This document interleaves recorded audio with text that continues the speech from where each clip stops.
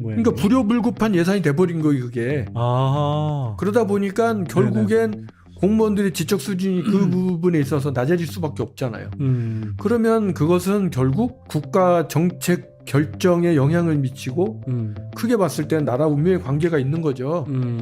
우리나라도 똑같이 일본 같은 생각을 하고 지내다 보면 똑같이 될 거니 우리는 좀 더 많이 외국에 나가서 외국의 시각으로 우리나라를 들여다보는 그런 것도 중요하겠다. 이 사람들이 무지하다 보니까 공무원들도 무지하고 그러니까 그 정부에서 일을 만들 때 저생산성이면서 돈이 많은 일들을 만드는 거예요, 이렇게. 그러니까 정부 일만 해도 먹고 사는 거지.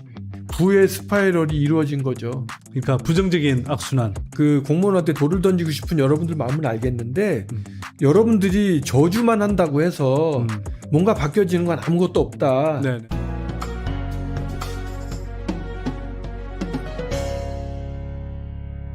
일본인들한테 지금도 제가 열심히 일본 공무원들이나 일본 정부 정치가들에게 제언을 하고 있는 게 공무원 교육에 투자 좀 해라.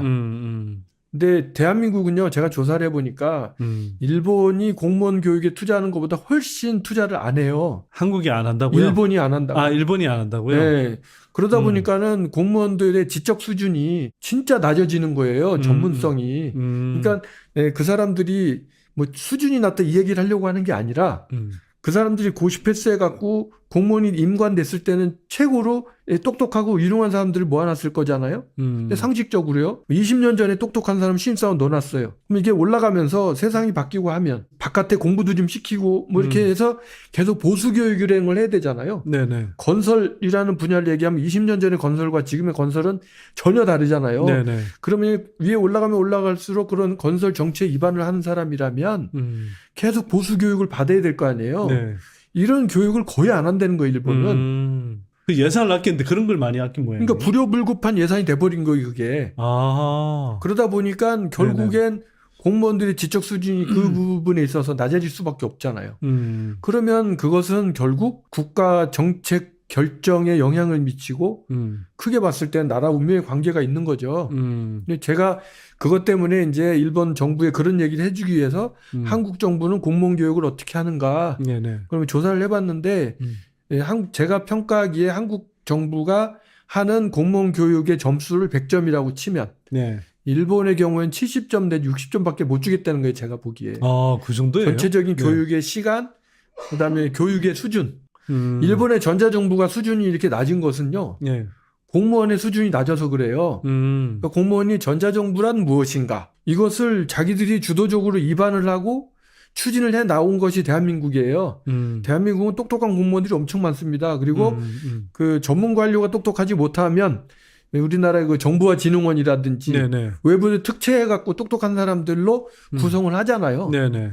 근데 일본은 그런 게 없으니까. 그러니까 공무원들이 무지하다 보니 IT 업체한테 정책 위반 자체를 부탁하는 거예요. 그래요? 이재팬 전략을 하라는데 이재팬이 뭡니까?부터 시작해서 그러면 그거를 IT 벤더들이 네. 받아가지고 자기들이 막 껄쩍껄쩍거려서 초안을 주는 거잖아요. 자기네들 기득권 구조에 유리한 방향으로 하겠네요. 그렇죠. 네. 근데 제가 더 우스운 것은 네. 이 IT 기업인들이 무지한 거예요. IT 기업인들도. 네, IT 기업인들이 무지한데 이 사람들이 딴에는 정책 레포트를 주니까 그걸 받아갖고 최선을 다해서 일해본들 그 수준인 거잖아요. IT 기업이 무능하다라고 제가 일본의 IT 기업이 무능하다고 얘기하는 이유는요. 지금 대한민국의 IT 기업하고 일본의 IT 기업하고 국제 경쟁력을 따져보시면 네. 하드웨어 말고요. 하드웨어 말고 소프트웨어 경쟁력. 뭐 대한민국의 하다못해 벤처기업 라인이라는 회사가 일본에 나가서 일본의 국민 메신저를 만들고 나스닥에 상장했고 그다음에 대한민국 게임 업체들이 글로벌에서 활동하고 하잖아요. 일본 업체가 어떤 게 있는가 생각해 보세요. 일본 업체는 없어요. 일본 업체가 글로벌로 활동하는 거는 닌텐도라든지 일부 네. 그 게임이라든지 일부만이지 나머지는 없어요. 그게 왜 그러냐면 이 사람들이 무지하다 보니까 공무원들도 무지하고 그러니까 그 정부에서 일을 만들 때 저생산성이면서 돈이 많은 일들을 만드는 거예요. 이렇게. 그러니까 정부 일만 해도 먹고 사는 거지. 그러니까 국제 경쟁에 자기들이 뛰어들 이유도 없고 해서 일본은 어떤 소프트웨어 솔루션 같은 게 없어요. 메이드 인 재팬의 솔루션이. 네네. 대한민국은 아시다시피 여기 판교, 테헤란, 그 구로, 디지털 네네. 단지 여기서 진짜 벤처 기업들이 잠 못 자가면서 솔루션 만들어서 막 PT 개발하고 글로벌 개척하겠다 하는 게 있잖아요. 근데 일본은 네. 그런 부분이 거의 없단 말이죠. 안 해도 되거든요. 네. 안 해도 다 그 먹고 살 수 있는 일이 나오니까. 그래서 그런 그런 IT 기업들이 제안하는 전자정부 정책, 국가정보와 의료정보와 행정정보와 교육정보와 정책을 받아서 그걸 모르는 공무원이 그걸 입안을 해서 국회에다가 예산을 올리면 그거를 IT를 모르는 정치가들이 국회의원들이 그거를 평가를 하고 네, 그 정책을 실현하니까 제대로 될 리가 없잖아요. 그러면 언론이라도 그걸 지적을 해줘야 되는데 언론에서도 IT를 잘 모르니까 결국 언론도 비난할 수가 없고 국민들은 더 모르고 그러니까 이제 제가 보기에는 부의 스파이럴이 이루어진 거죠. 그러니까 부정적인 악순환. 그렇죠. 그래서 네. 저는 일본이라는 나라가 지금 어떻게 됐든 다시 제자리에 서려면 공무원이 똑똑해지던 정치가가 똑똑해지던 언론이 똑똑해지던 국민이 똑똑해지던 하면 거기서부터는 그 개선이 될 거잖아요.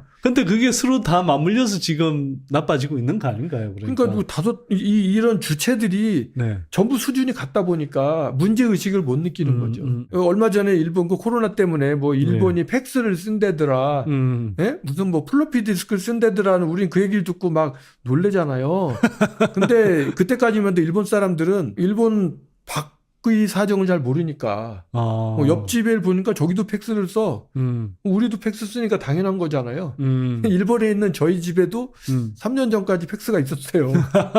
제가 한국으로 일본 사람들 데려와서 한국을 보여주는 투어를 20 몇 년째 하고 있는데 네. 이분들이 한국에 나와서 보면 여기는 팩스가 없네? 우리는 왜 팩스를 썼지? 이런 의문점을 갖게 되는 거죠. 근데 그 안에 있을 때는 안 보이는 거예요. 그러니까 뭐 진짜 우물한 개구리가 따로 없네요. 사실 그렇죠. 작지도 않은 나라인데.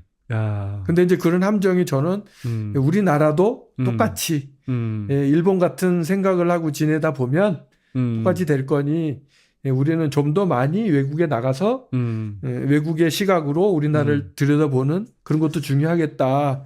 한국의 공무원 제도와 일본의 공무원 제도를 늘 비교해가면서 우리가 좋은 점, 일본이 좋은 점을 좀 찾아내고 그런 걸 하면 좋겠다라는 생각을 하지만 어쨌든 현재 일본에서는 그런 그 화두가 돼 있어요. 근데 그렇군요. 요즘 대한민국의 어떤 공직 사회에서 정확하게는 제가 한국에 살지 않기 때문에 한국의 공직사회에서 공무원들이 어떤 생각을 하시는지 모르겠는데 그런 일본에 있었던 이런 문제들 한국에도 전혀 영향이 없다라고는 볼 수 없을 것 같고 그런 부분들 참고하면 좋겠다는 생각을 하는 거죠.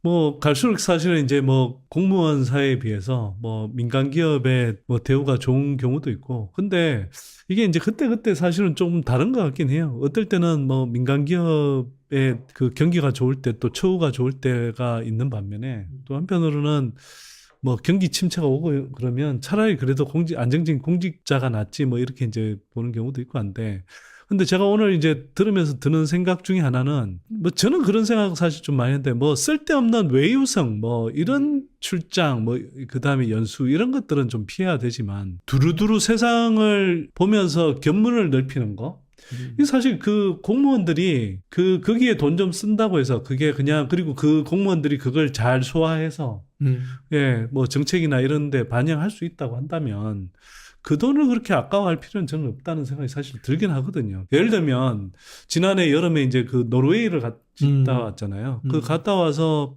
이 나라가 뭐 실시하고 있는 이런 뭐 선진적인 전기차 정책 그리고 그와 관련한 뭐 어떤 정책과 제도 그다음에 이제 노르웨이 국부펀드라고 하는 석유에서 나온 저 자금을 가지고 그걸 기금으로 조성해서 미래를 대비하는 이런 이제 그런 모습을 보면서 사실 많이 배웠거든요. 그리고 그걸 이제 제가 방송을 통해서 또 유튜브 방송을 통해서 소개하기도 하고 그랬는데 뭐 저 같은 사람이 또 이제 뭐 방송을 통해서 알리기도 해야 되지만 한편으로는 그걸 직접 뭐 체험하고 거기서 공부하고 온 공무원들이 있다면 또 자연스럽게 그런 정책들을 좀 배워와서 우리 사회에 접목할 수 있는 거잖아요. 그런 견문을 넓히는 데는 그 견문을 넓힐 뿐만 아니라 공무원들의 수준을 끌어올리는 데는 사실 그걸 낭비라고 생각하면 안 되고 예, 그렇죠. 충분히 투자해야 될 것 같습니다. 그러니까 저는 네. 그 일본인들한테 강의할 네. 기회가 많아요. 네. 근데 강의할 때 제가 그런 얘기 하거든요. 여러분들이 공무원에 대해서 불만이 많은 건 알겠다.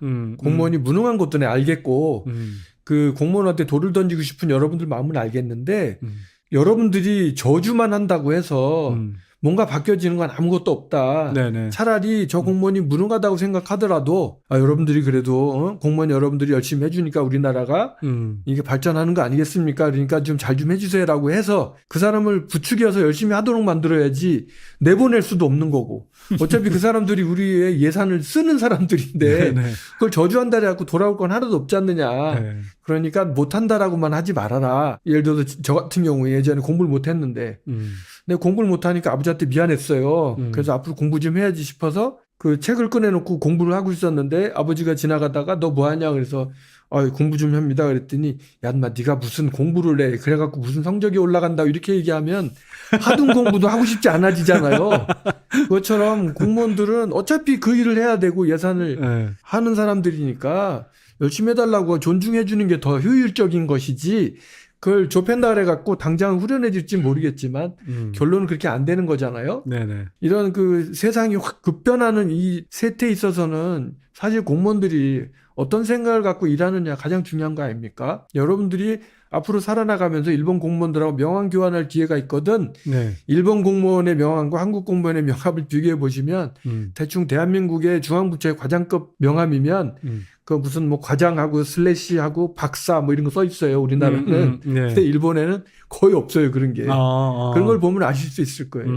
그렇군요. 자, 뭐 한편으로는 우리 정치나 또는 공무원 사회에 대한 불만 또 그리고 아쉬움 이런 게 많이 있겠지만 어쨌거나 또 공무원 사회가 뭐 말씀하신 대로 한국도 마찬가지고요. 결국 우리 예산을 쓰고 또 중요한 정책을 한편으로는 입안하기도 하고 또 각종 정책과 제도를 결정하고 집행하는 게 공무원이기 때문에 이분들이 좀 잘 배워서 진짜 국리민복 차원에서 올바른 정책과 제도 만들고 집행할 수 있도록 또 북돋아주는 뭐 역할도 좀 해야 되겠다는 생각이 들기도 합니다. 자, 오늘 하여튼 박사님 오랜만에 나오셔서 또 재밌는 이야기 들려주셔서 감사합니다. 오늘도 많이 배웠습니다. 다음에 또 기회 봐서 모시도록 하겠습니다. 예, 고맙습니다. 네, 고맙습니다.